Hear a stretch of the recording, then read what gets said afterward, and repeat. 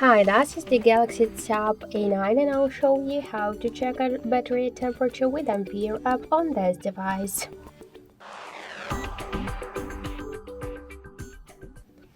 So first we should open the Play Store app and in the search bar we should enter the Ampere.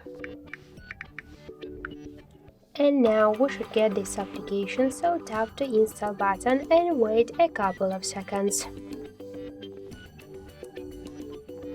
After that, just tap to open the app, click to yes, I agree, pick close and tap to OK. After that, you'll see here information about your battery temperature, and in my case that's 25 degrees. And also we got here more information like the battery capacity, voltage, Android version and more other info.